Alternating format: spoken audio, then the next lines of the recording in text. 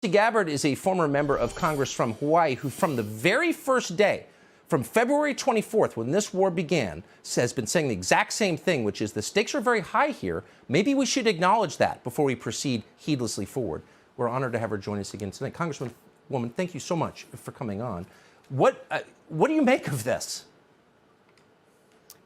We're reminded once again, Tucker, that we are unfortunately being led by leaders who are selfish and short-sighted and don't care about the American people. They are leading us further and further into war without understanding one of the most basic tenets and characteristics of war, which is it is unpredictable. Once that first shot is fired, once that first punch is thrown, the predictable nature of things, you can plan for things, but it by nature becomes unpredictable. And so they're like, oh my gosh, this thing has become sabotage. Well, yeah, war is unpredictable. The thing that is not unpredictable, however, is the cost of war, the suffering, the devastation, the destruction, the death that is caused by it. And so the real question for the American people and for us to ask our leaders is how much suffering will we have to endure here in this country and for people around the world? Because as you've so clearly stated, we see a sabotage of an energy pipeline today. What's next? Is it access to the internet? Is it satellites that are connected to GPS that power virtually all parts of our life and also our weapon systems? Go on down the line and we end up with this potential nuclear outcome.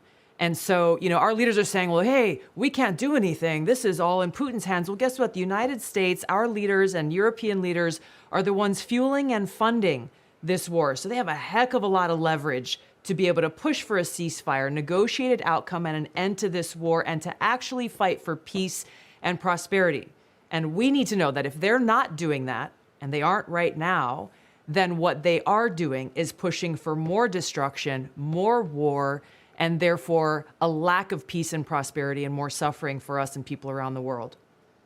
If it turns out that the Biden administration actually blew up a natural gas pipeline or okayed someone else's sabotage of that pipeline, shouldn't there be a federal law that prevents them from lecturing the rest of us about climate change ever again? I don't have the evidence of who was responsible for this. There will be consequences if that is ever found out. But we have the reality of what we're dealing with right before us today, which is if we continue down this path, we may end up with a nuclear holocaust. And so for us and for millions of people around the world, what are we going to do about it? We've got to call on our leaders to actually take a stand and fight for peace, fight for prosperity, fight for our future. Yeah, I mean, you kind of like your kids to be able to grow up and stuff like that. Exactly. Tulsi Gabbard. Stuff like that. Yeah, stuff like that. I appreciate coming on, as always. And whatsoever you shall ask in my name, that will I do, that the Father may be glorified in the Son.